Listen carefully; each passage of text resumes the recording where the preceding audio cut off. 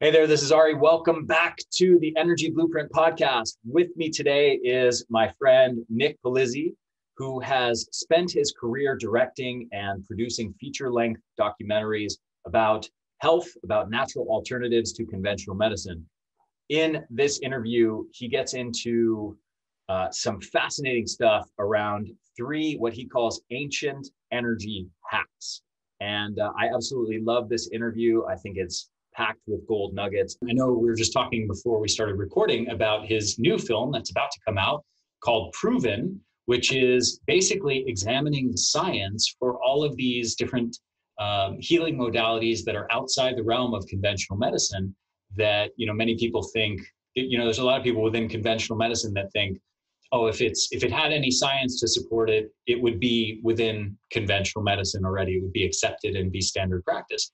And this is just so far from reality that it's just insane. I mean, we have modalities, for example, photobiomodulation, many other examples of things like meditation and yoga practices that have huge bodies of good scientific evidence on them showing very clear benefits, and yet they're not incorporated into conventional medical practice. I mean, just to put the insanity another way, we know that within the United States, within the modern Western world, about 80% of the causes of death, of the disease burden, are diseases directly related to nutrition and lifestyle.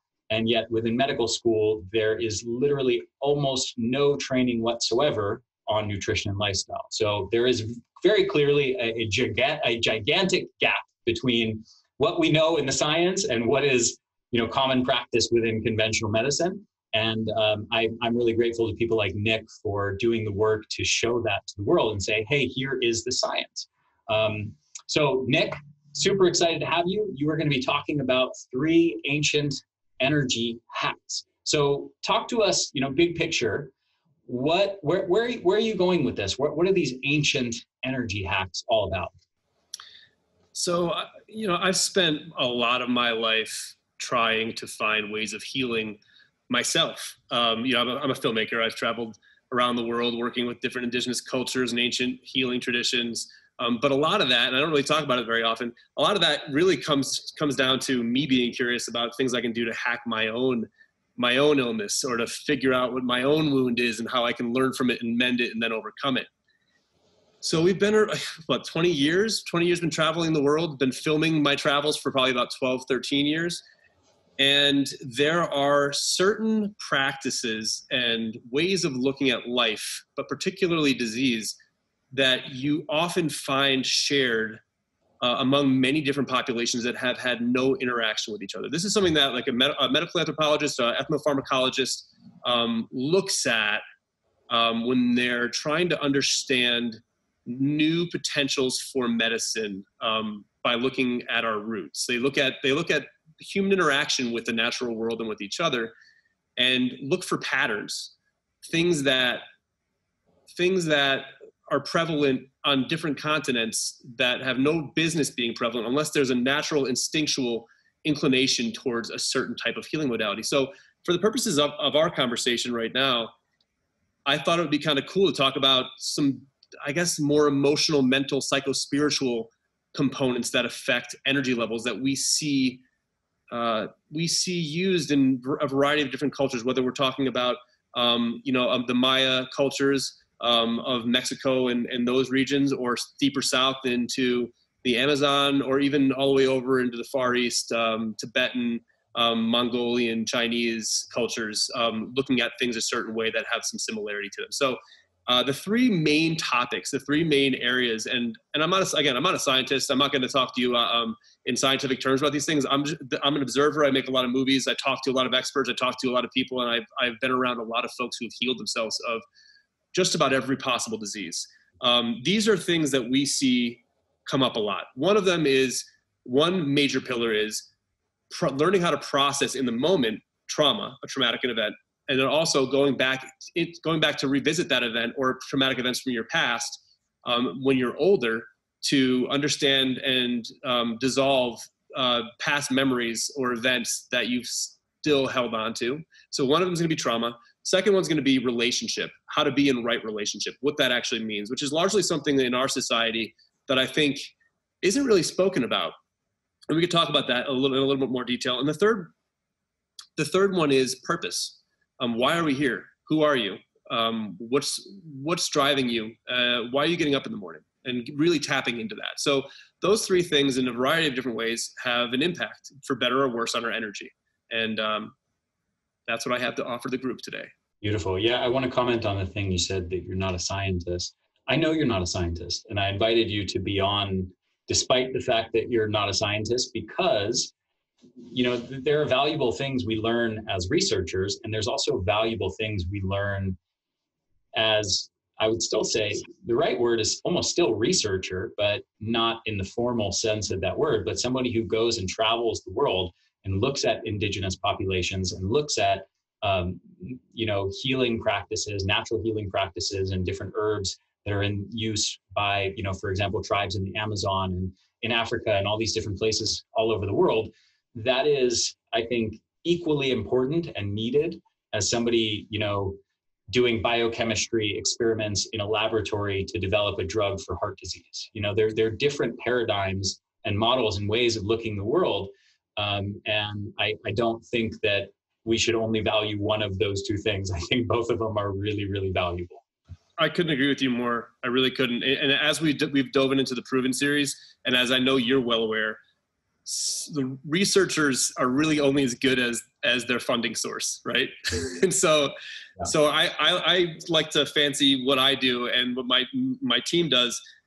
We're investigative journalists that have no bias. We're just trying to figure out what's going on and how we can heal ourselves. Yeah, I would add to that. So just a couple things. This is a bit of a digression, but I like where you're going with this. So one is, for people listening, if they're interested in exploring that in depth, there's an MD by the name of Ben Goldacre, who's got a couple TED Talks on bad science. He's also written books on the subject, and exposing things like what Nick was just getting at, which is that the source of funding influences research outcomes. And specifically, he's summarized a huge amount of that research and found that if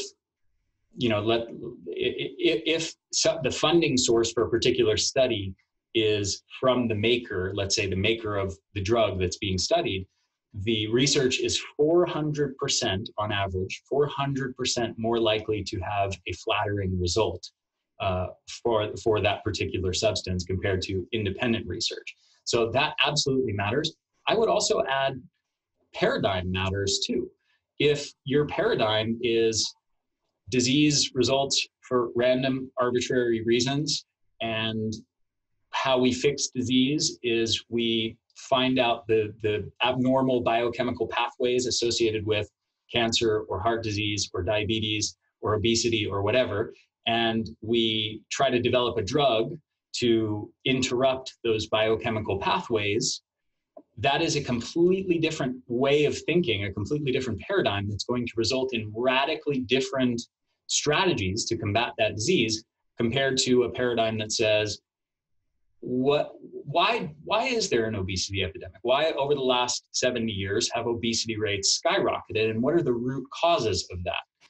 And how can we address those root causes? One of those two ways of thinking, you arrive at a drug. The other way of thinking, you arrive at nutrition and lifestyle changes. So paradigm matters too. And as we were saying before, you're bringing a different and very important paradigm to this. So let's jump into the emotional piece. So talk to me about that. What are these, what did you find from, going around the world and looking at these indigenous tribes? What are they doing, or how are they thinking differently about emotions? So the reason why I even got on this path, and the way I found myself down in the jungle 12 years ago when we made the Sacred Science, was because I realized through an illness that I contracted, not contracted, that I had, I don't know, how would you even call it, an illness that I came down with, was relieved by me diving into traumatic events from my childhood. And so we could talk about that specific illness, but it's another rabbit hole. But in my early 20s, I came down with a chronic illness that I did not know what to do with. And I started looking at ways to heal it using conventional medicine, I have aunts on one side of my family who are all nurses. So I had like, you know, the foot in the door with some of the best neurologists in Connecticut, went to all the conventional medicine practitioners that would be recommended for my condition. And nothing helped. It actually made things worse. And so I started down this path of alternative medicine. So the only reason why I'm even doing what I do now is because I got sick in my early 20s and started looking for other options out of desperation. So doing that, I started realizing that a lot of the work that I needed to do was around trauma and recovering from unserving beliefs that I'm still holding on to, or that I was still holding on to. And so the first type of medicine that jumped out as being something that I needed to start working with was a combination of acupuncture, traditional Chinese medicine, and talk therapy called EFT. I luckily knew somebody who practiced it. We started using it.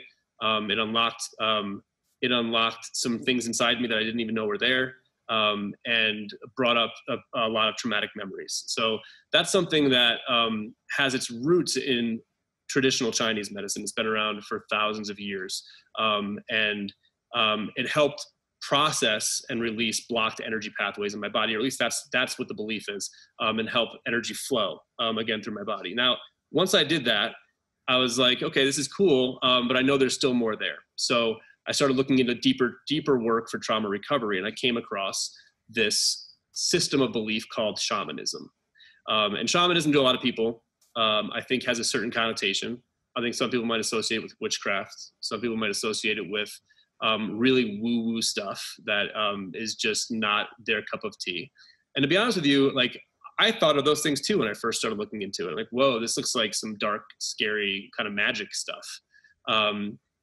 And then I just, synchronicity would have it, I was invited to partake in a ceremony, a shamanic ceremony outside of where I lived in New York City, and experienced it firsthand and realized it was anything but this dark kind of a practice. In fact, shamanism is one of the oldest forms of medicine, if not the oldest system of medicine on the planet. The term shaman originates in a certain mountain range in Siberia, and it's been used for literally thousands of years. It's probably, you know, the idea of doctor priest, which is basically what, you know, a shaman would be considered.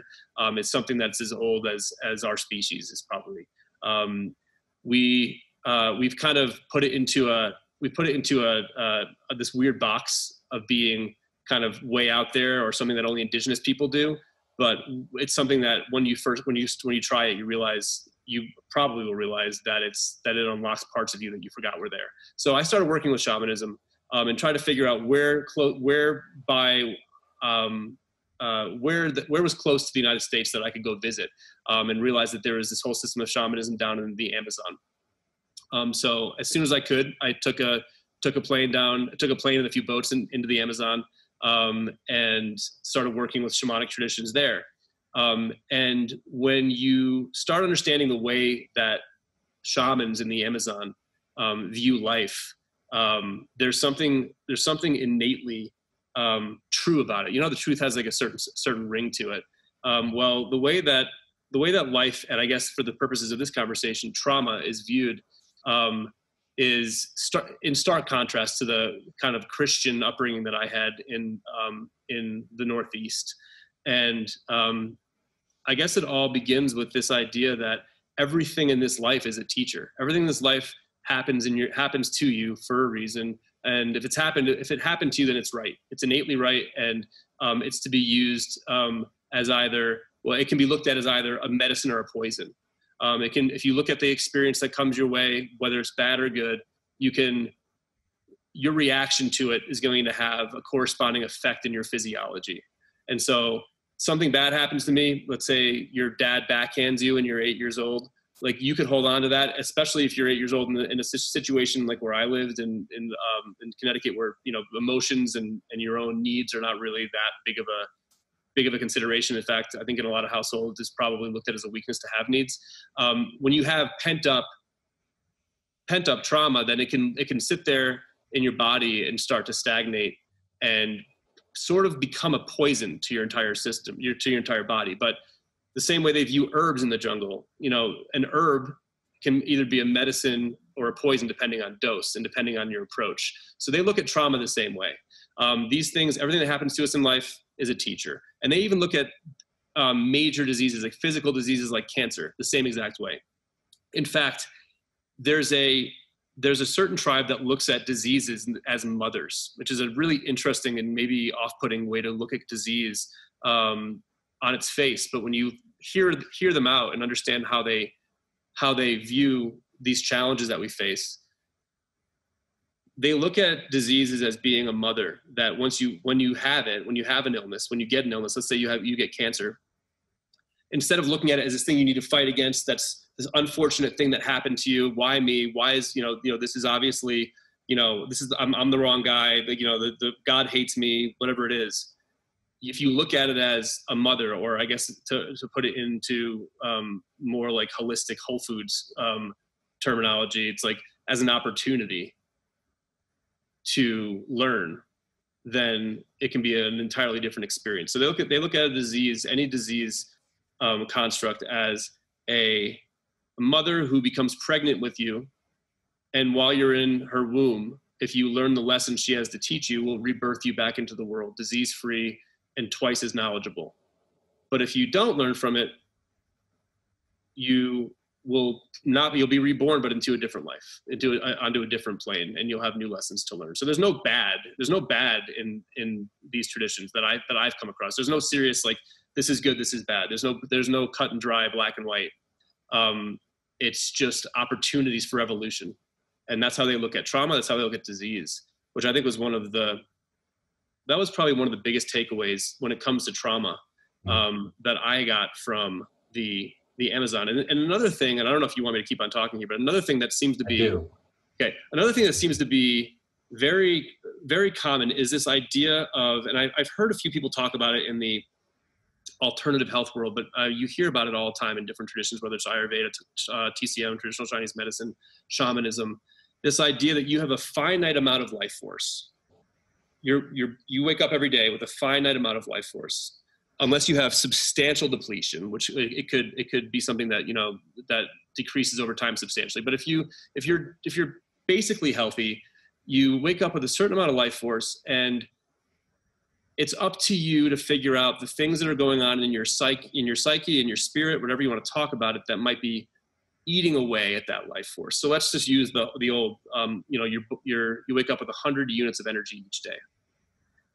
And, let's just say all things equal, now you're talking about, not even talking about supplements, not even talking about diet, not even talking about other lifestyle factors. You wake up just with 100 basic units of energy each day. Well, if you have unprocessed trauma, if you have this idea, you got your, whatever the trauma might be in your viewer, a parent neglected you, you were made fun of at school one day, you didn't get the love you needed in a moment when the person who was supposed to give it to you probably had no idea they even needed to give it to you, which could still be a traumatic event. But you have these things, and they tend to replay. We don't, for some reason, we humans, I think we both know why, but we don't tend to replay the best moments of our life over and over and over and over in our head. We just don't. Nice. We just don't, right? You should. That wouldn't really help with our survival, the survival of our ancestors. If all we really did was replay the one great thing that happened, that one great hunt that went so well, that had no negative consequences. If that's all we did, we probably wouldn't be here right now. This idea, most of these things that we have inside of us, this replay mechanism is actually meant to help us. So if you wake up every day and like the first 10% of your energy is going to replaying over the thing that happened to you that was a terrible threat, where you felt terribly unsafe, and you've never processed that memory, you've never figured out what wisdom it has to teach you, and you've never done anything to try to let it go, then you're starting your day off with 90% of that battery. So this ties into energy, for the larger purposes of this conversation. Unprocessed trauma is an energy drain. It's basically like trying to drive down the highway with your e-brake on. Yeah. You don't go as fast, and you burn out quicker.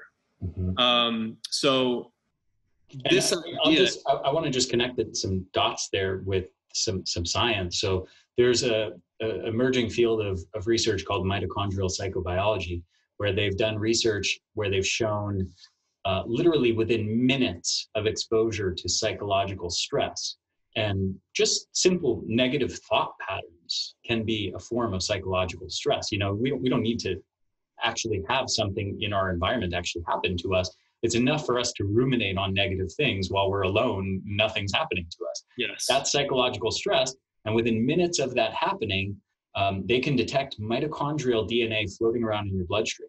Now, the reason that's significant is mitochondrial DNA is not supposed to be floating around in your bloodstream. It's supposed to be inside of your cells, inside of your mitochondria.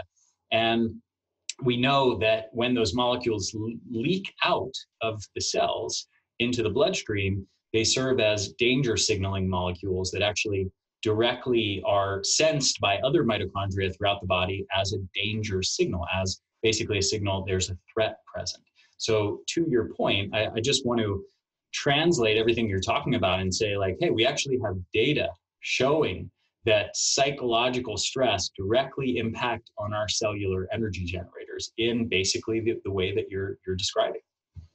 It's incredible. It's a little bit alarming. Like if you're processing that terrible moment, how much of your body, how much of your system is actually pretty much assumes and considers that you're actually in that moment. You're not in some safe place distance from it, you know, just thinking on it. Like how much of your body is being tricked into actually firing up all of the defenses to get you out of that situation again. And what happens, you know, it's one thing if it happens like as an acute event, something actually happens to you in the real world that's stressful.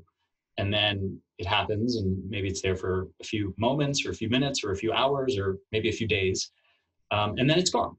But what happens if every day you're locked into psychologically stressful, fearful, anxiety, you know, depression, you know, ruminating on trauma and negative things so you're in that stressful state to a small degree for years, for decades. What are the consequences of that? Then you're getting into like rewiring your whole biology into a much more permanent state of, you know, fatigue, depression, and so on. It's crazy, man. You know, if we look at just shamanism alone, every practice of shamanism, and you know, almost every continent, not Antarctica, but you know, almost every continent has some form of this type of ceremony, or this ceremonial practice. And every form of it, again, people who haven't ever had contact with each other, at least not that we know, have this concept of, I guess in Siberian shamanism, it would be called soul loss. And there's different interpretations of why it happens. You encounter the same concepts in the Amazon. You encounter the same concepts on the African continent. It's this idea that part of you, once you experience something really traumatic, really intense, part of you leaves. Right. And now who knows, you know, whether you believe in spirituality, whether you're a spiritual person or not, it's interesting. There's like a corresponding belief system by these ancient healing traditions saying when this happens, you know, there's part of you that's gone. Now, is it gone? Is it gone up is it gone into like, you know, into space, into the cosmos? Or is it just that you lose resourcefulness? You lose a part of your brain. You lose a part of you lose a freeness in your being that allows you to show up every single day in your fullest form and go about life and go about your dreams, wherever they might be, with every bit of yourself. So they all, you know, all these traditions kind of go to like the solution part of this that we see in these traditions is they usually have, first of all, mindfulness is something that's a big buzzword in the health and wellness world now. And it's great that it is, but every one of these systems, it isn't just, I think a lot of times folks associate mindfulness mostly with Hindu or practices from ancient India and east of there. But it's really a system that we've always had as humans until we forgot how to be human, you know? So mindfulness practices are really helpful with trauma. Now, simple meditation, like if you're somebody sitting there listening right now and you're like, oh, you know, I had a good childhood. I don't have any trauma. Majority of people who are traumatized don't even know it. Just right off the bat. Majority of people who have substantial trauma have either they don't know it because they literally don't remember it happening, or they've got such a self-preservation mechanism that's steering their consciousness away from these dark corners of their interior landscape that they don't even know it's there. So one of the best ways, and Ari, I know that you've done a lot of this work, and you've also done a lot of work with ayahuasca and some of the South American traditions. One of the best ways to figure out what you got going on is to sit and try to be quiet for 20 minutes. I mean, you don't need to go anywhere. You could turn this off right now, and you can go try to just, if you're not somebody who practices meditation, there might be a reason why you don't want to, and if you try, the famous cliche is, the people who are least inclined to think they need something like meditation or psychotherapy are usually the ones who need it the most. Right? I mean, it's not easy. Like, this stuff, facing yourself is probably the scariest thing that any of us ever have to do. But it really is as simple as try, not even 20 minutes, try for 5 or 10 minutes right now to go sit in silence for 5 or 10 minutes and see what's going on in there. Doing that a lot meditation seems boring to a lot of people. I used to not want to do it until I started working with like the stronger ceremonies and realized, oh, this is all stuff that I could be working on every day if I just started meditating. There's no better way to figure out what the ticker tape of thought is going on behind your eyeballs than to sit there and try to be quiet for a little while and see what comes up. Oftentimes the traumas, are right there. And you might not even think that that's a trauma. Like that's another tricky thing about trauma. Is some things that you're like, oh, but that was just a time that, but why do I think about that time like at least 4 times a month, if not more, And another thing that really is helpful that we've alluded to is finding ritual and ceremony. Like the Native American traditions and southward have this whole thing dialed in. I mean, it's, whether it's sweat lodge, whether it's working with a plant medicine, they figured out ways to go after, who you actually are and expose any darknesses that need to be exposed. And again, Ari, I know that you know this stuff firsthand as well. It's not so, I think it's been highly stigmatized because people are like, oh my gosh, psych hallucinogens, yada, yada, yada. Yeah, there are some avenues that have that component to them. But I think, a sweat lodge is just as scary to me. A sweat lodge is just as scary to me as an ayahuasca ceremony is, because they have figured out ways over the last, however many thousand years they figured out ways to turn up intensity, turn up an externality or even an internality, turn up the intensity on that in a safe way that might be harrowing and tough for a short duration of time, but is going to leave you delivered afterward with a lot more understanding of who you are and what the hell all this means. Yeah. So that's kind of where I've been directing my life ever since I got sick in my early 20s, and at that point it was like ruining my life and I thought I was cursed. At this point, I don't even know who I'd be if I hadn't gotten sick. Yeah. Yeah, I think this is, going back to what we were saying at the beginning, to how one's paradigm leads to the strategies that you arrive at. And I gave the example of, hey, are you arriving at like nutrition and lifestyle changes or a drug to fix your obesity or Alzheimer's or whatever?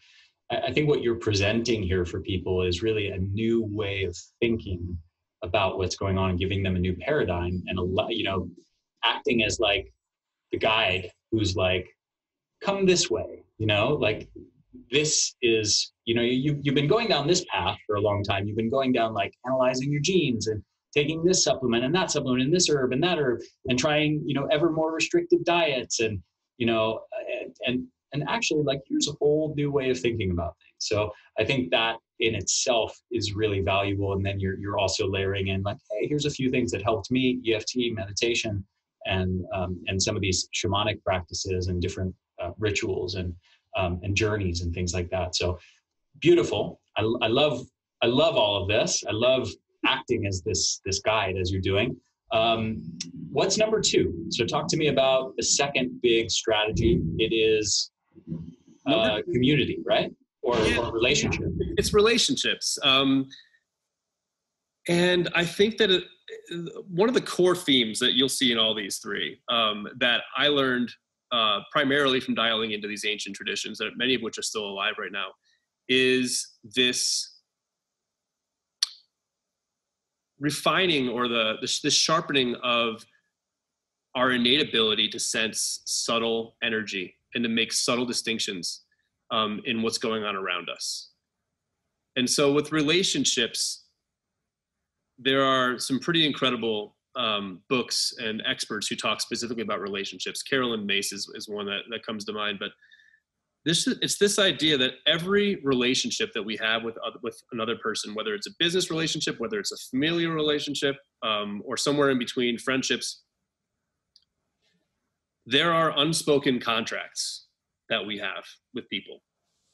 One of the most obvious forms of that is when you go to a wedding and you watch these two beautiful people standing at the altar reading their vows to each other.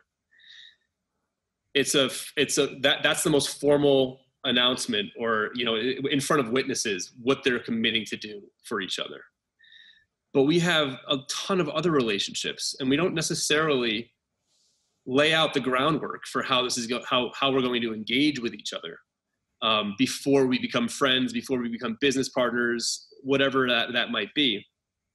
And from an energetic perspective, when you're trying to figure out ways outside the realm of supplementation, outside the realm of nutrition, outside the realm of sleep, the basic lifestyle practices that we know are hugely important. Another one that can be subtly sabotaging your energy is a relationship that doesn't serve you. Or, and this is maybe another tricky little curveball, or a relationship in which you're not serving the other person. So finding balance in our interactions, not like everything needs to be fair, but just starting to use that sensor, that radar, like that energy radar. Is this serving me? Is this giving me more energy? Is this taking away from my energy? If this is taking away from my energy, is there a long-term play? Am I sacrificing energy now because I know I'm going to be getting exponentially more energy from this later?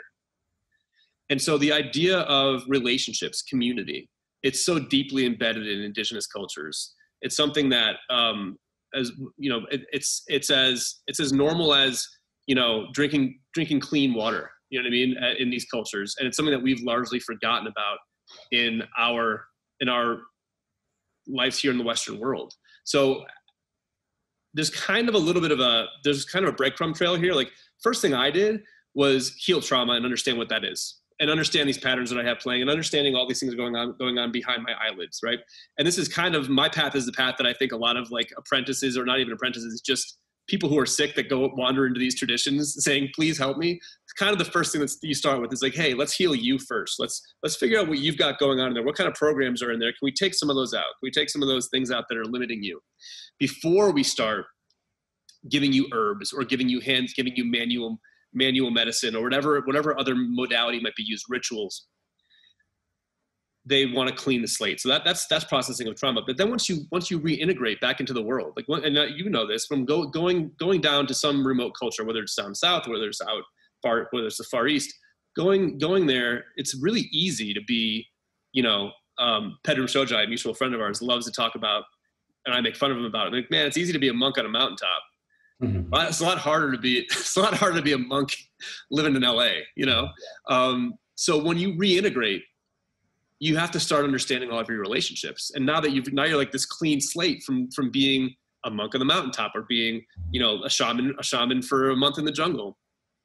You have to reintegrate into reality, and you start getting very clear on which relationships that you have with people are the good ones, and which ones are the ones that were clearly something that you thought was a good idea like 10 years ago, and that you never let die on the vine, So that's the idea.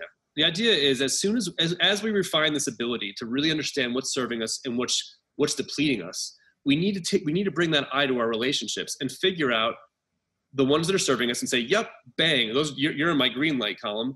Which ones are depleting us, and figure out from there, of those relationships that are depleting us, are they salvageable or are they unsalvageable?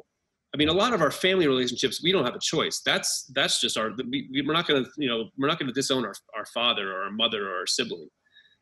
So we have to figure out ways of repairing the ones that we have to repair, and getting rid of the ones that are unsalvageable and unnecessary. Yeah. Does that make sense? Yeah, absolutely. If you don't mind, I'd love to add another layer to this. So I think of a couple things. One is I saw a recent article talking about how depression is viewed in this one particular tribe in Africa. I forget the name of the tribe. Yeah, no, yeah. Yeah, maybe you saw the article. But so, somebody is depressed, and what do? They take this person and they do ceremonies, and they sing and they dance and they celebrate this person, and they try to cheer him up, and they include him and they connect with him and or her. And again, going back to this paradigm thing, right? Like, how do we look at somebody who's depressed here? We, first of all, don't see the clear connections with community, with relationship. We say, oh, you should cultivate your own happiness. Everybody should, is responsible for them. They're an independent unit. They should, be responsible for creating their own happiness. And if you're not, then it's a chemical imbalance, and here's some medication to fix that chemical imbalance. That's one layer. And then again, just to connect the dots for people, paradigm matters in how you try to fix your problem. The other thing is historical context. So I happen to have gone through a PhD program in clinical psychology, and I, at the end of it, decided not to be a clinical psychologist. I didn't do all my internship hours, but I did all the 3 years of coursework. Long story, I won't get into all the reasons why, but it set me on the course that I'm on now, and I'm very grateful for it. But one of the books that actually was instrumental in that decision is a book by a guy named Philip Cushman, who did a socio-cultural examination of the history of the origins of psychotherapy as a profession. Where did this come from? And how did it evolve into its modern form? And specifically, he traces this to, in the United States, especially to post-World War II fallout of loss of community, loss of tribe. That's a bigger picture process over, a couple hundred years. Loss of tribe, loss of community, and then specifically loss of the family unit to the point of not just extended family. We used to live with, our extended family, our aunts, our uncles, our cousins, all nearby in the same village, historically for most of human history. But now even the nuclear family, you've got a brother, a sister, a parent, both your parents, you're all living in different cities entirely. You maybe see each other a couple times a year, something like that. This is a totally new way of life that is unlike anything we've had in human history. And he specifically makes the case that as we've lost that community, as we've lost that tribe, as we've lost the human connection with family and community, we have had depression, anxiety, and psychological illness in direct proportion to that. And the origins of psychotherapy as a profession have largely been in a response to the loss of community. So again, like, are you addressing root problems? Are you doing talk therapy with an individual to solve the problem as if the problem is only in their head? Or, in my view, part of the real way to solve that problem is reconnect. You have to, and it's really hard in today's age, but we all have to form community. So interesting, man. Well, especially it's interesting in this particular climate. Everyone's isolated, which is obviously necessary. But you go to third world countries. It's funny, we look at third world countries as being like, either what not to do, or they're getting there. They're getting more like us. But like, you go to third world countries where 3, possibly 4 generations are under one roof, and by our standards, but the assumption would be, oh, they must be miserable. Like, those must be, wow, that's got to be really hard.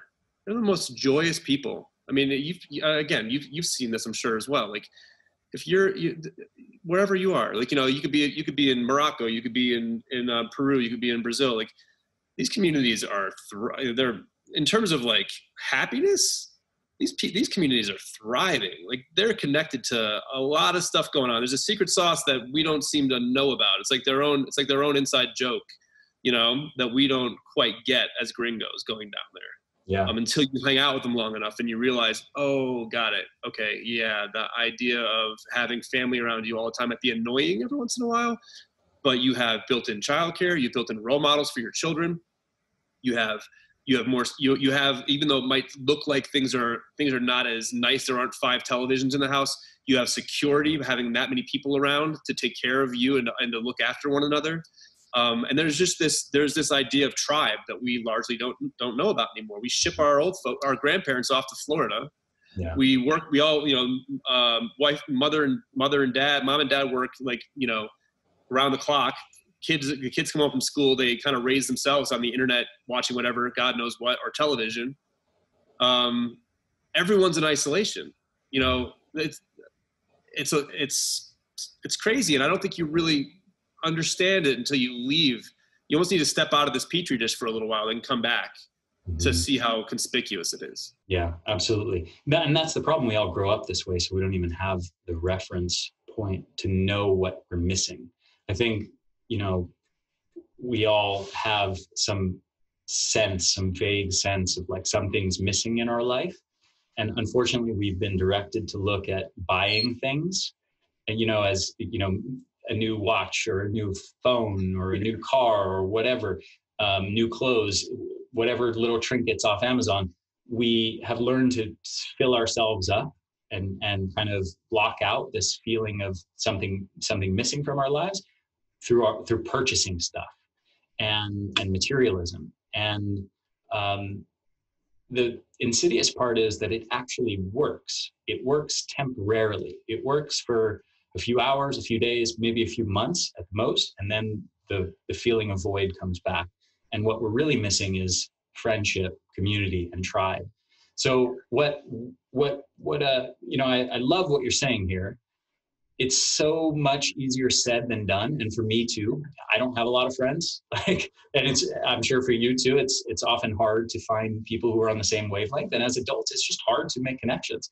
But if you were to offer one piece of advice on how to do that, maybe start to reconnect and form maybe some semblance of more of a community, more tribe, or even just one new friend, what would you say? So I have like a list of, I call them 15 medicine questions. But a couple of the questions on that list are oriented towards this. And one is, this is the easiest way that I can do it. And this isn't going to solve everything.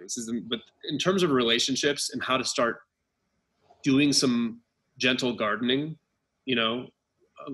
giving more light and water to the ones you want to nourish and sort of just weeding out the ones that aren't serving you. The simplest way I do it is I ask myself on a relatively routine basis, what is the one hard conversation that I know needs to be had that I'm not having? And who is it with? That's how I always start, because and maybe it works because we humans, it's easier to kind of think about the negative things than it is about what's the one amazing person who I need to be giving more of my energy to? I've got a lot of those. But when I think my brain, and I have a feeling I'm not alone here, it's easier for me to look at the one that I know to find, and maybe there's 2 or 3 of them, but where are they? And why am I not having them? Why am I not having that conversation? And usually when it comes down to it, you don't really have a great reason. And the reasoning, if you want to use it as an excuse, is not flattering to you. And I think we're all the heroes of our own story. So the idea of not having a conversation because it's inconvenient or it's going to be uncomfortable, it's going to potentially expose some things that we believe about the other person, or even things about our worldview that we just don't want to have to deal with. It's usually, for me, it's a really good inroad to starting that gardening process, if that makes sense. Yeah, beautifully said. So strategy number 3, ancient energy hack number 3. What you got for me? What you got for me, Nick? What you got, partner? So again, there's kind of like a sequence to this, really talking about it the way that I've been taught it. That once you've processed trauma, once you've gotten rid of a lot of your baggage, we all have unprocessed stuff that we'll always be processing, and that's a beautiful thing that we should just get used to. But once you've processed a lot of it, you feel like you've healed an illness, you've healed your psyche, you're kind of back on track, you kind of understand a little bit more about what's going on in your reality and what your place is in it. And then you've gone through and you started weeding out your relationships and bringing in new ones and kind of trying to create this spaciousness for new opportunities to come. And You politely made it very clear what your boundaries are to your loved ones and new relationships. I think the next logical thing that happens is this deeper question. Now you're kind of primed. You've kind of shed the skin that the old you, and now you're in your life. And I think the next question is, okay, so what the hell am I doing here? Like, what's my purpose? Why am I here on this planet? Not only is that another direction, or the next logical direction, once you're kind of primed and ready to go, is to try to figure out what you can do. It's also something that I think is this hidden secret when it comes to energy. I agree with you. I love where you're going with this. Yeah. Yeah, man. It's like a hidden treasure trove, or it's not even that's not even a good word for it. It's almost like it's like a hidden well of energy that is almost untappable once you have it. Like, I'm sitting here on this set a few miles away from my house. I've been working around the clock on our next series, not because I have to, it's because there is an unseen cord, almost. Like, this is the way I look at it, an unseen cord of purpose that's pulling me in the direction that I know I'm supposed to be, the direction of the life that I know I'm supposed to be living, or the contribution that I know I'm supposed to be making. It's far beyond any type of material or social standing type motive that I think a lot of people have. And as I think we all realize, and as I know you realize already, like once that's all aligned, then the material stuff and the finances and all that stuff, that just kind of falls into place. But it's not like it's just not a thing. It's just part of it. Once you find your once you paddle into the right wave, almost, right? You paddle into the right wave and you're in the barrel, and you're comfortable there, and you want to ride this wave for a long time. And this wave is the wave of who you are and who you were meant to be.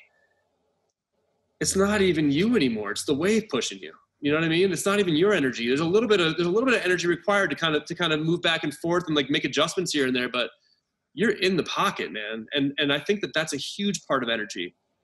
I could never be doing what I'm doing. The hours that I put in, the amount of mental work that goes into it, and the amount of risk and all that stuff. Like, if I was doing this just to be like a Kirby vacuum cleaner salesman or whatever it was, no offense to Kirby vacuum cleaner salesmen out there, if there actually still are. There's like one person listeing that's deeply offended. He's like, are you kidding me? He's like, really? You had to say Kirby. But yeah, you get where I'm going. So like, I mean, and this is, oh my gosh, like in terms of ancient, indigenous, primordial civilization and cultures that exist to this day, there are all kinds of things they put out there to help each individual understand what their purpose is and not need some kind of catastrophe, not need necessarily, a dark night of the soul, even though those are welcomed and those are fine too. There's all kinds of things to almost give the individual their own, I guess, dark nights of the soul to kind of use that again, to create almost like this environmental hormetic stressor, right? That's planned, but a planned one. Almost like, I came out thinking about taking like, a reishi mushroom and all the things that does to your immune function by sort of stressing it out in a really strategic way. These cultures have these mechanisms deployed socially so that individuals go through certain rites of passage and understand their place in the world and are primed to understand what their purpose is at a very young age. Think about the rites of passage that we have in our civilization now. Like my rites of passage growing up, the ones that were laid out for me, like I had a first communion that I vaguely remember. And then I think the next big one was when I was old enough to start smoking cigarettes. You know what I mean? That was the next, like I was 18 years old. I could go to the store and buy a pack of cigarettes, which was like a huge deal to me. 21, I got to start drinking alcohol. 25, my insurance rates went down. I mean, I didn't have like there wasn't a vision quest. Like there are things that happen for both men and women and every aspect of humanity, every aspect of ourselves, of this individuality that we have, this intertwining of masculinity and femininity, which I think is also something that should be understood better at some point. there are paths, there are programs laid out for people in tribal civilizations, no matter who you are, that are there to help steer you towards that purpose. Mm-hmm. Whether it's like, whether it's when I'm trying to think about the most politically correct way of saying this, but the way they would say it down in South America, it's like, it's when a woman bleeds for the first time. Like, there's a whole ceremony around that. Like, there's a whole ceremony around that where like she's taken over to, like, this remote area with other women who are there to kind of help lead her through what this all means. And there's all kinds of ritual around it. Whether it could also be the vision quest that happens at certain ages. How about the idea that boys a lot of the times are not spending much time with their fathers until age 7, when they're then, and somehow this age 7 is like this understood thing. Like, you see it in different cultures. It could be in Siberia, it could be in South America, it could be, on other continents around the planet. Age 7 or 8, boy all of a sudden gets taken on the first hunt. There's energetic understandings of how this stuff is all supposed to work. And by dialing into these innate parts of who we are, they've crafted opportunities for people to go deeper and feel understood, be embraced by a community, and never be outcast, and feel ashamed of what they're going through. And again, like, these things are not easy. Like, these rites of passage are meant to sort of provoke fear, meant to provoke uncertainty, to remind you of your mortality, so that those layers of BS shed away, and you understand who you really are on a soul level. Yeah. So I don't know. And who you are in the context of the people around you, in the context of, to the previous point, in the context of the community, of the tribe. Yeah. And, there's a section where you are, for boys, you're a little boy, you're being cared for by the women of the tribe. And then at a certain point, you get to a certain age, you go through rite of passage, and it's like, okay, now you're a big boy, or you're a man now. And now you go with the men, and you go on hunts with them, and you go, maybe you are not hunting, maybe you're not in the most dangerous situation, but you're tagging along, you're watching. And then you get to another certain age, and now you've entered a new role with very clear and well-defined expectations of what your role is, what you are there to do, what your purpose is, and who you are to the tribe. And that is understood by you, and it's understood by all the other people too, which is really important. And this makes me think of, there's this term, I forget the anthropologist who coined this term, but it's called status anxiety. And he says, all in the modern world, especially the Western world, we all have status anxiety. We meet new people all the time. They're not part of our tribe. We don't know who they are. We don't know whether they're smarter than us, less smart than us, make more money than us, make less money than us, more powerful than us, less powerful than us. So, there's just this constant anxiety in any given situation with people around you to know who you are relative to them. And I just think it's this wonderful way of describing this sort of baseline level of anxiety of not knowing what your purpose is, and in a particular context, and your relationship is to the people around you. But I think purpose, to me, is really important, and as you said, hidden key to energy. And I think there's some magic here. I'm a very evidence-based guy, but this is one area where I have a little bit of like, I think there's some magic. I think there's like some soul level degree of, if you have a purpose and a feeling of what you're here to do, it like brings vitality to your cells. And if you don't have that purpose, you're apathetic, right? We describe somebody without purpose as apathetic, as, and when you think of somebody apathetic, it's like depressed, lethargic, lacking vitality. There's something inherently energizing, like at a spiritual level, for lack of better words, not very scientific words, but it's the best way I can describe it. There's something that's energizing at that level to ourselves. And I think when we lose it, especially when we're older, I think you can lose purpose, and literally like you die as a result. Like your body physically goes, okay, there's no reason for me to exist any longer. And there's this term, as we're dealing with all this economic fallout from lockdowns, massive unemployment, and and all of that stuff, there's this term deaths of despair that's really interesting that I learned recently. And it's talking about, massive increases in suicide, in heart attacks, and all these different things. But people literally take their own life when they lose their job, or they feel they can't, they don't have something to contribute. They don't have a way of contributing. And anyway, I can't agree with you more strongly that purpose is this real hidden key to energy that goes beyond just herbs and supplements and biochemistry. There's some magic there. Yeah, it's strange. I mean, I don't know how you perceive it, but I really do feel like it's something that is pulling me forward. It's not even something that's pushing me necessarily. I just feel like I'm being pulled. Or I guess the wave analogy is good too. Like there's a much greater energy that is at my back. It's like, any analogy you want. Is your sail full or not? It's other energy that doesn't even seem like mine. Mm-hmm. And I'm sure that, you talk about magic, so probably similar type relationship. It's like, this isn't really me. It's like I'm channeling other energy, or there's something else.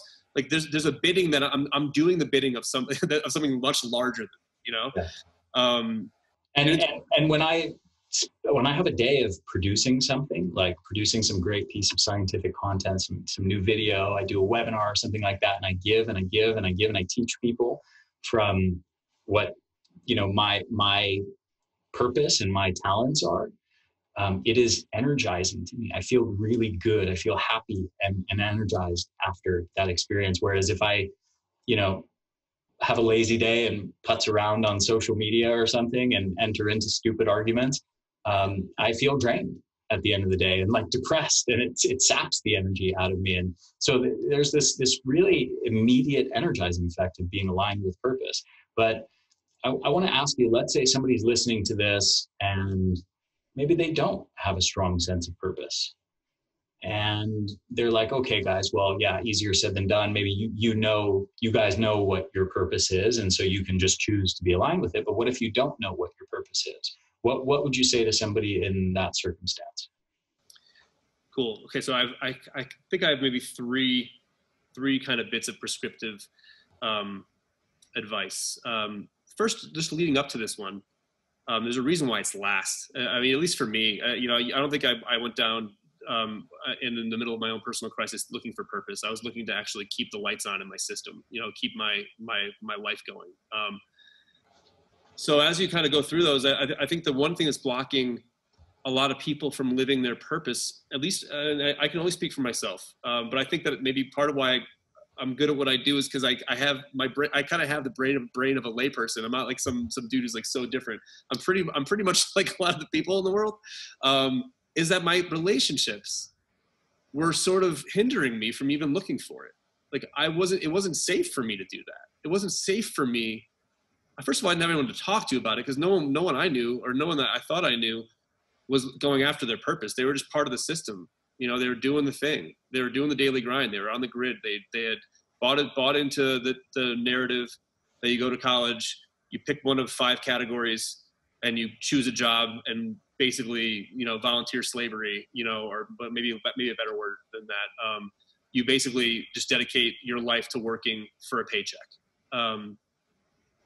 And so for me to have this idea, for us to have these conversations, Ari, you and I having this conversation right now, this is something that is absolutely not part of the paradigm that I come from. I don't know if it is yours, but it's not part of mine. Yeah, that's certainly not my family upbringing. No. So, I mean, just in that way, relationships are really important. You need to understand who you have around you. There's this success metric, and I don't really love success metrics, but they say your income is usually the average of the poorest person you know and the richest person you know. I think that's a bunch of BS. It's also kind of a classist weird anyway. But if you look at it not in terms of money, but you look at it in terms of mindset, your mindset is probably the average of the most restrictive mindset and the most expansive mindset person that you're friends with, right? And so I think you need to look at your relationships. You got to figure out why it's not safe, why it doesn't feel safe to you to really dial into what would make you happy first. Secondly, I think there's this idea we've been touching on of getting out of this petri dish. that we're in. I mean, when I'm stagnant, and I don't know how you write, Ari, or how you pull your creativity out, but when I'm writing or I'm filming or whatever we're doing, editing, I know first of all, I have certain hours of the day that I can do it. And secondly, and for me, it's the morning. I get up at 4 a.m. Which is, I don't recommend it to everybody, but 4 a.m, 3 days a week, I know 4 to 7 are my hours. Like those are like the God hours, like godly hours, or the witching hours, what do you want to call them? Where also my brain is empty and I can really think about things creatively. And I can also really make major life decisions. Once the days got on top of me, this could also go back to that 100% battery when you wake up thing. Once I'm like, 4 o'clock in the afternoon, like, don't ask me to think about what my purpose is. Just don't. Like, my brain isn't there. I've already got so many things in my head. I just got off this interview with this guy named Ari. That's been in my head all day. I can't think about my purpose. No, but I think that depending on, understanding your system enough to know the conditions that you need to be in to be able to really understand that and to give that the fullness of who you are is really, really important. So taking yourself out of the petri dish that you're in, and I guess this goes back to the creativity side. If I need to write a book and I need the book to be done in 3 weeks, I'm not going to write every single hour of the next 3 weeks. I need to write. I got to figure out where I get stuck, and I need to leave and shake myself up somehow and come back to it with a fresh brain. I think that people who are struggling with their purpose have been in this particular petri dish of life that they find themselves in too long, and they need to change the dish. They need to step out. Yes, is it hard to find your purpose if you don't know what it is? That can be hard. But is it easier to decide that you're going to take 2 weeks, whether it's a vacation, whether it's a staycation, and change things about your reality substantially in the hopes that your brain will come up with new ideas and come up with new understandings of what this all means if given a different externality. So I think the idea of changing the petri dish, changing your externalities is important when trying to do purpose work. That's if you look at the traditions that you see in rites of passage from the indigenous worlds, you don't tend to be staying at home during a rite of passage. A vision quest is called a vision quest because you don't have to be taken that far away from your home, but you're taken far enough away and you're into an unknown environment to really understand who you are. Yes, there's a survival component to it that you don't necessarily need to bring into your purpose work, but there's a reason why reality is the externality, the environment that you're in is changed intentionally when you're trying to do this deep spiritual work. It's to shake you up, shake the cobwebs off, to make you look alive. Like things have to happen, psychologically in your brain. Wires need to start firing again for new connections to be made. So I think that's a big part of it. Were you going to say something? Yeah, I was going to say, go on a journey. Whether that's, you could interpret that many different ways, but I'll say in the literal sense, travel alone to some location and go like hiking in the Himalayas or in the Andes Mountains or something like that. Spend some time seeing a totally different way of life, and removing yourself from your typical day-to-day, like radically removing yourself from what you would normally experience. Take a complete break from social media and doing all the things you normally do, and just go be in a different place with your own thoughts. And you'll probably find that the way you think about things radically changes in a matter of days, and you might have some new perspective on things. So yeah, I think what you're saying is phenomenal advice.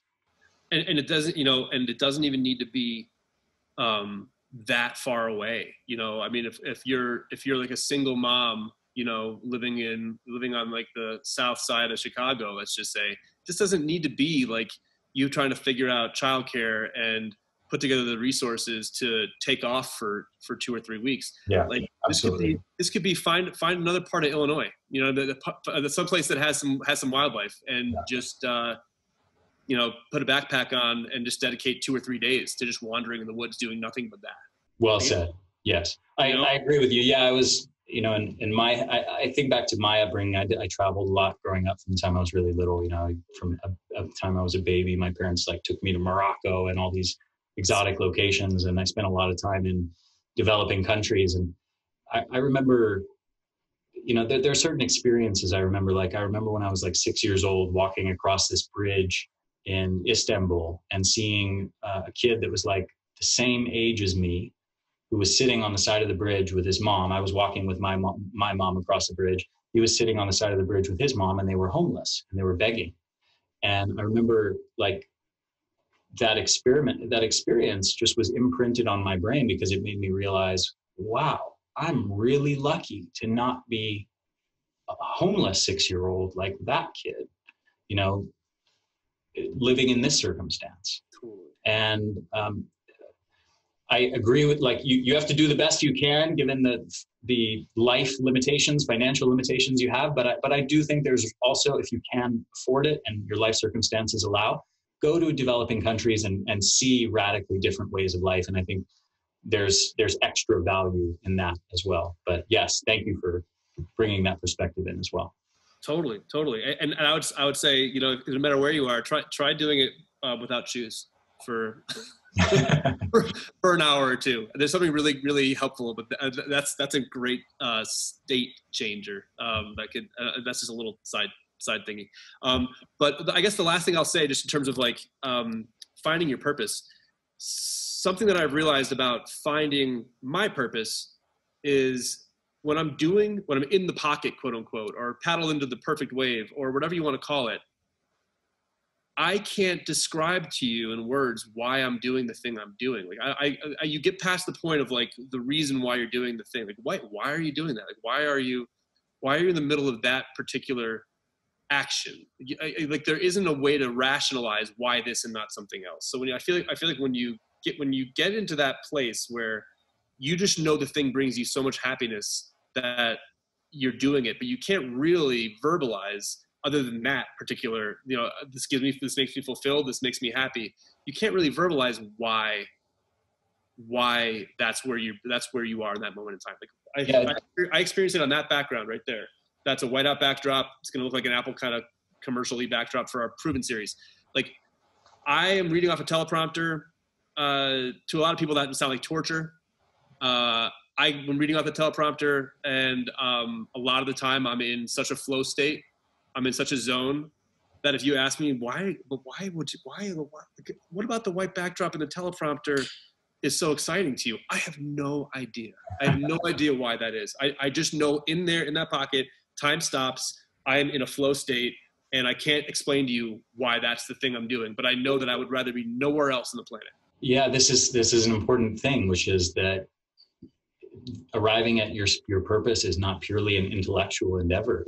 There's like a visceral knowing component to it. It's just, you feel it. It feels good. And then it doesn't just feel good in the moment, like eating ice cream or potato chips or donuts or something. Like it feels good after the fact too. Like you feel energized, you feel good at the end of the day, and you sleep well because of how you spent your day. That's how I know when I'm aligned with my purpose. Heck yeah. Yeah. Awesome, man. This was brilliant. Well, this is like very much a deviation from the typical like geeky biochemistry and genetics and all that sort of stuff that I normally talk about. But this was a blast, man. This is a wonderful, beautiful change of pace from how I normally talk about things with energy, and so needed, so important, and so needed. So thank you so much, Nick, for sharing your wisdom with my audience. And this was a blast, man. Thanks.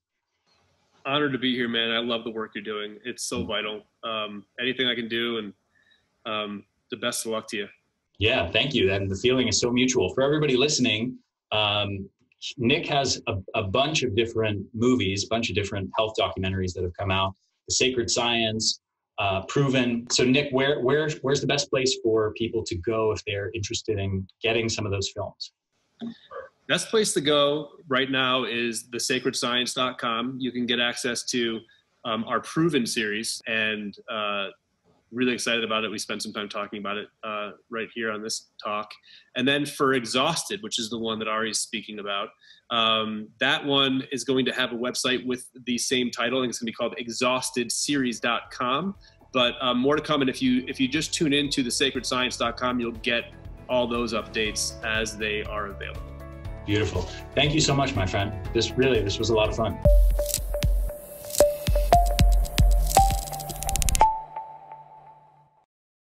Hey there, this is Ari again. Thank you so much for listening to this episode. I hope you enjoyed it. If you did, if you found it valuable, please share it with your friends, share it with your family, help me get the word out there. Also, if you're on YouTube, make sure to hit the subscribe button and hit that little bell to get notifications every time we release a new video or new episode of the podcast. And if you're listening to this, make sure to subscribe to this podcast on iTunes or on your favorite podcast app. Thanks so much for supporting my work at the Energy Blueprint. I hope you enjoyed this episode. I will see you in the next one.